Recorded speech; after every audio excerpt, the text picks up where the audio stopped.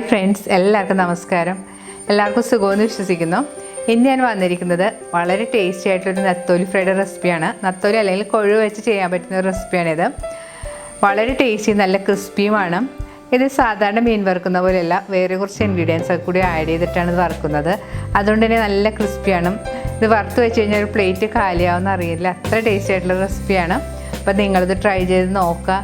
നമ്മുടെ ചാനലിൽ ഇതിനു മുമ്പ് 2 നത്തോലിയുടെ റെസിപ്പി ഇട്ടിട്ടുണ്ട്. നത്തോലി മുളക് കറിയും നത്തോലി മാങ്ങയിട്ട് വെച്ച കറിയും. അപ്പോൾ കാണാത്തവരാണെങ്കിൽ അതും കൂടിയൊക്കെ ഒന്ന് കണ്ടു നോക്കുക. കണ്ടു നോക്കിയിട്ട് നിങ്ങളുടെ അഭിപ്രായം കമൻറ്റ് ബോക്സിൽ ഇടാൻ മറക്കരുത്. നിങ്ങളുടെ ഫ്രണ്ട്സായിട്ടൊക്കെ ഷെയർ ചെയ്യുക. അപ്പോൾ നമുക്ക് ഈ നത്തോലി ഫ്രൈ ഉണ്ടാക്കാൻ തുടങ്ങാം. എൻ്റെ ഒരു സബ്സ്ക്രൈബറും ഒരു FB ഫ്രണ്ടുമായ സജിനി സുരേന്ദ്രൻ എനിക്ക് അയച്ചു തന്ന നുറുക്ക് ഗോതമ്പ് ലഡുവിൻ്റെ ഫോട്ടോയാണിത്. സജിനിക്കപ്പോൾ ഒരു സ്പെഷ്യൽ താങ്ക്സ്. ഇത് എൻ്റെ ബ്രദറിൻ്റെ മോള് റിനു ഉണ്ടാക്കിയതാണ്. നുറുക്ക് ഗോതമ്പ് ലഡുവും നുറുക്ക് ഗോതമ്പ് കേസരിയും. നമ്മുടെ ചാനലിൽ ഈ അടുത്തിട്ട റവാപ്പത്തിൻ്റെ റെസിപ്പി ഉണ്ടാക്കി നോക്കിയിട്ട് എനിക്ക് ഡയാന എന്ന് പറഞ്ഞ കുട്ടി അയച്ചു തന്ന ഫോട്ടോയാണ്. ഡയാന എൻ്റെ ഫ്രണ്ടിൻ്റെ മോളാണ്. പിന്നെ നെയ്യപ്പം ഉണ്ടാക്കി എനിക്ക് ഫോട്ടോ അയച്ചു തന്നത് നോബി ജോസഫാണ്. പിന്നെ നമ്മുടെ chilli chicken recipe US Sherin എനിക്ക് അയച്ചു തന്നതാണ് എൻ്റെ ഫോട്ടോ. അതുപോലെ തന്നെ ഈ ഉള്ളിവടയുടെ റെസിപ്പി ഫോട്ടോ വെച്ചിലുള്ള നിയ പ്രകാശ് അയച്ചു തന്നതാണ്. അപ്പോൾ എല്ലാവർക്കും സ്പെഷ്യൽ താങ്ക്സ്. ബാക്കിയുള്ള ഫോട്ടോസൊക്കെ അടുത്ത വീഡിയോ മുമ്പ് ഞാൻ ഇതുപോലെ ഇടുന്നതായിരിക്കും.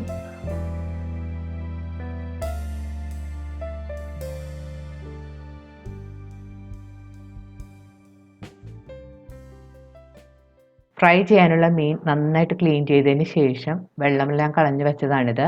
ഇതൊരു 300 ഗ്രാം മീൻ ഉണ്ടാവും.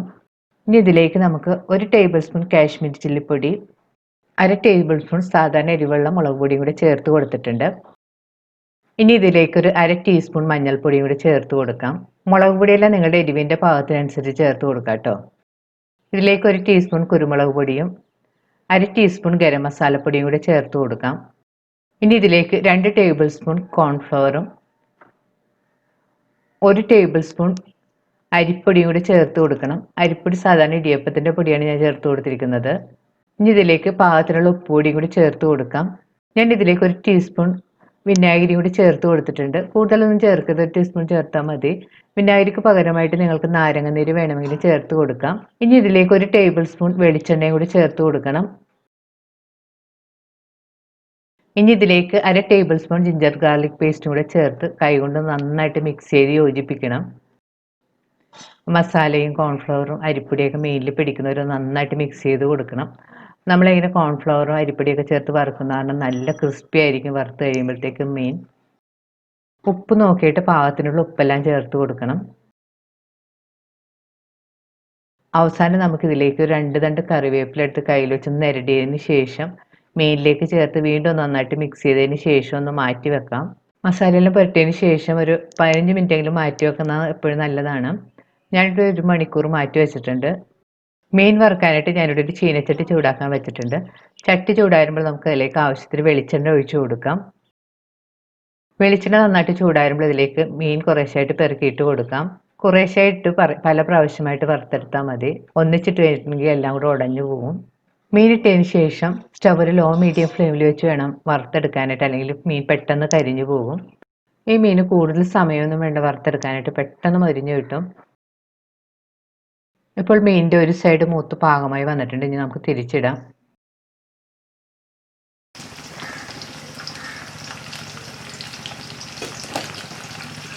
തിരിച്ചിട്ടതിന് ശേഷം മീനിലേക്ക് കുറച്ച് കറിവേപ്പില വേണമെങ്കിൽ നമുക്ക് ഇട്ട് കൊടുക്കാം.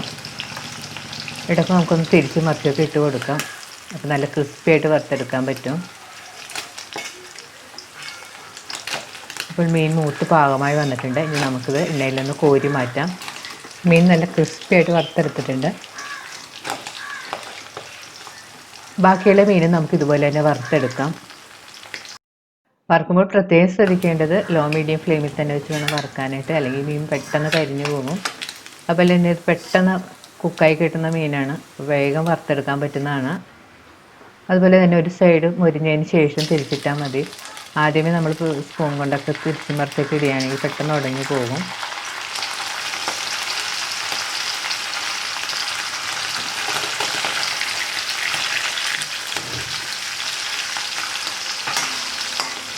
ഇപ്പോൾ നമ്മുടെ ഫിഷെല്ലാം വറുത്തെടുത്തിട്ടുണ്ട്. നല്ല മണമെല്ലാം വരുന്നുണ്ട്. നല്ല വെളിച്ചെണ്ണയുടെയും കറിവേപ്പിലയുടെയും മസാലയുടെ എല്ലാം നല്ല അടിപൊളി ടേസ്റ്റി ആയിട്ടുള്ള റെസിപ്പിയാണ്. നിങ്ങളിത് ട്രൈ ചെയ്ത് നോക്കുക. നമുക്ക് ചൂടോടുകൂടി ചോറിൻ്റെ കൂടെ രസം, സാമ്പാർ, മെഴുക്ക് പുരട്ടി, തോരൻ ഇവയൊക്കെ ആയിട്ട് നല്ല കോമ്പിനേഷൻ ആയിരിക്കും. അപ്പോൾ നിങ്ങളിത് ട്രൈ ചെയ്ത് നോക്കിയിട്ട് നിങ്ങളുടെ അഭിപ്രായം കമൻറ്റ് ബോക്സിൽ ഇടാൻ മറക്കരുത്. സാമ്പാറിൻ്റെയും രസത്തിൻ്റെയൊക്കെ വീഡിയോ ഞാൻ നേരത്തെ ഇട്ടിട്ടുള്ളതാണ്. അപ്പോൾ കാണാത്തവരാണെങ്കിൽ അതും കൂടി കണ്ടു നോക്കുക. അപ്പോൾ കണ്ടു നോക്കി ഇഷ്ടപ്പെടുകയാണെങ്കിൽ നിങ്ങളുടെ അഭിപ്രായം കമൻറ്റ് ബോക്സിൽ ഇടാൻ മറക്കരുത്. നിങ്ങളുടെ ഫ്രണ്ട്സുമായിട്ടൊക്കെ ഷെയർ ചെയ്യാം. വീണ്ടും ഇതുപോലുള്ള അടിപൊളിയായിട്ടുള്ള റെസിപ്പി ആയിട്ട് നമുക്ക് കാണാം. താങ്ക്